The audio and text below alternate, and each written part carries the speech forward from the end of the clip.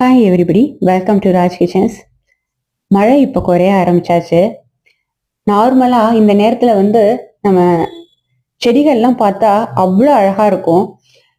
வெயில் சீசனில் நம்ம தண்ணி விட்டு ஒரு செடி வளருது அப்படிங்கிறத விட இந்த மழை நேரத்தில் பார்த்தீங்கன்னா light green plus dark green அந்த இதழ்களோட வளரும்.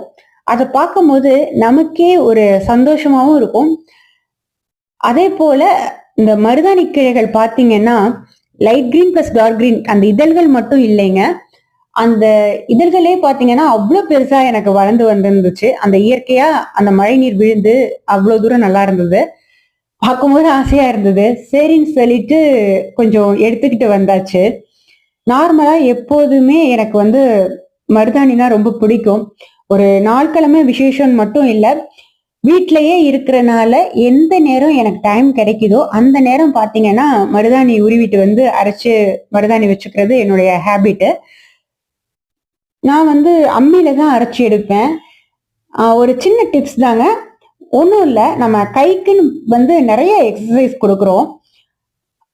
அம்மியில அரைச்சு பண்றது கூட ஒரு சின்ன எக்ஸசைஸ் தான்.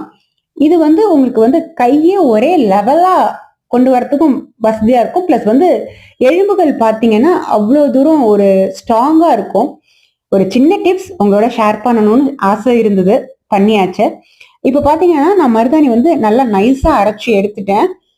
எடுத்துட்டு நான் அதிக அளவுல இன்னைக்கு இலைகள் உருவி எடுத்துட்டு வரலங்க, என் ஒருத்திக்கு மட்டும்தான்.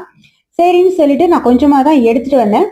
அரைச்சி எடுத்ததுக்கு அப்புறம் பார்த்தீங்கன்னா ஒரு லெமன் சைஸ் தான் இருக்கும். கொஞ்சம் ஒரு பெரிய லெமனா இருந்தா எந்த சைஸ் இருக்குமோ அந்த சைஸ்க்கு தான் இருந்தது. நான் இந்த தடவை ரொம்ப மெல்லிசா தான் வச்சிருந்தேன். கொஞ்சமா தானே வச்சிருக்கோம் அப்படின்னு சொல்லிட்டு 2 கைக்கும் வைக்கணும் அப்படின்னு சொல்லிட்டு மெல்லிசா தான் வச்சிருந்தேன். அதையும் உடனே அம்மியும் பாத்தீங்கன்னா கிளீன் பண்ணி விட்டுட்டேன். ஏன்னா எனக்கு எந்த ஒரு பொருளும் யூஸ் பண்ணுவேன், யூஸ் பண்ணிட்டு உடனே கிளீன் பண்ற பழக்கம் பிடிக்கும். ஏன்னா அப்பதான் நமக்கு அடுத்து அந்த ஒரு பொருள் யூஸ் பண்ணணும் அப்படிங்கிற ஆசையே வரும். உடனே கிளீன் பண்ணி வச்சிருவேன். இப்போ நான் வச்சிருக்கிறது உங்களோட ஷேர் பண்ணிருக்கேன் பாருங்க, மெல்லிசா தான் வச்சிருந்தேன்.